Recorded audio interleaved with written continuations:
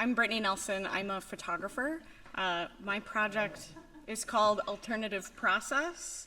It's an ongoing photographic material study that is a critique on photographic material studies. This involves 19th century chemical processes and generally misusing all of them. And I'm gonna talk techie to you for a second. Talk techie to me, Brittany. This involves gelatin silver paper, which is just regular black and white darkroom paper, and a really obscure chemical process called mordensage. It's a late 19th century photonegative reversal process. And so that is just copper chloride, glacial acetic acid, and hydrogen peroxide all mixed together in like the most awesome solution. And that oxidizes the silver out of the darkroom paper in these images that you're seeing here. So the processes are removed from representational imagery, and that's how they're traditionally always been used as over the top of representational imagery. And the experiments involve destroying the materials in order to create. So I'm sort of misusing the paper's intended functionality. Silver is what makes it sensitive to light, and I'm completely destroying that. I'm also depleting my own resources, which I think is like really funny, but maybe just me. But they've become like more and more precious, and people are like really fetishizing like these materials. So take that, analog photography. So I'm sort of trying to act as a critic and a participant really earnestly, but so in this set of images, what I've done is I've just exposed black squares under the enlarger, hundreds and hundreds of them, my ode to Joseph Albers, I guess, and I run them through the chemistry, altering the variables very slightly, so it's a very exhaustive sort of scientific study, but tiny tweaks produce the colors and the textures that you're seeing, and this again is all black and white paper. So I'm really interested in why no one's experimented with these things. They've been around for a long time, but photographers can be very traditional and very nostalgic, so they do everything like very literally. So these are very toxic pieces. They change color. They're sometimes a different color before my scanner is done with them. Once I watched a centipede try and walk across one of these, and it just like rolled over and died right in the middle. And I was like, oh my God, I'm so dangerous. That was a good batch. So traditionally, again, these are used over representational imagery. They're really kitsch. That's me standing there, so that's like not actually a good scale representation, but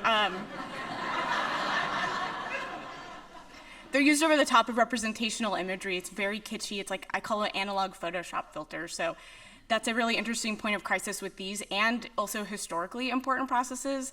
They've all sort of fallen into that same point of crisis.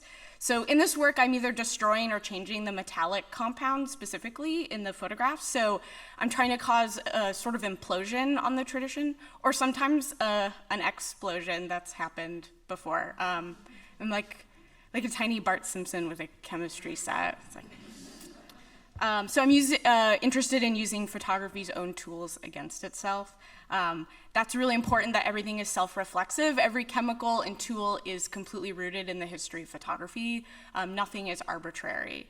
And so the second part of this project that I'm combining these images with is I'm going into more historically important processes, wet plate collodion, specifically tintype, which is a very important process from 1851. It was the foremost technological advancement of the time. My girlfriend's a designer.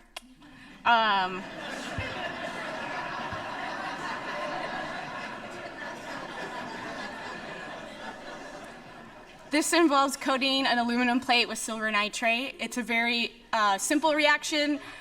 When exposed to light, it turns into metallic silver. I made these GIFs for you because it's the surface is very different depending on how you look at the plates. And you have to do everything while it's still wet, hence the wet plate collodion, so you have to work very quickly. So what you're seeing here is I've taken the squares from my last experiments and I put them in the 3D tool in Photoshop. That's my version of like the best joke ever. I've calibrated a system using digital negatives so I can extremely accurately take what's on the screen in a digital environment and put it into 19th century process. And so I'm working on very large plates, like, well, Brittany size, I guess, like plates, using the like purely digital environments and translating them. So suck on that nostalgia. The tintypes will be shown as original plates, unlike the Mortensage work, which gets scanned into a non-toxic C-print version. And tintype is seeing a resurgence lately by photo purists and Civil War reenactors, anyone who enjoys camping, really. A majority of the images you'll see are from the 1850s and the 1860s. It's all portraiture mostly. So I'm really interested in techniques that redirect your attention to the surface of the plates instead of looking through the surface to an image space, but paying attention to that tonal range, which is metallic and very, very unique to tintype.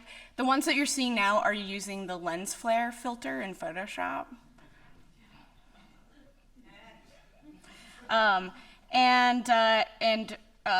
It's like a so analog it hurts event, right? The lens flare, but like it's a digital simulation of a lens flare. So again, I think that's funny, but that's just me. Right now the work is scheduled to show in Detroit in next year in June, and Detroit has been really great, too great. All of my work is stuck in Detroit. Get me out of Detroit.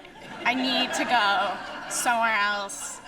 Please, it's all there, they have everything. So I'm looking for more national or international platform galleries and institutions that would want to show this work. I can guarantee it's all OSHA certified when I deliver it to you.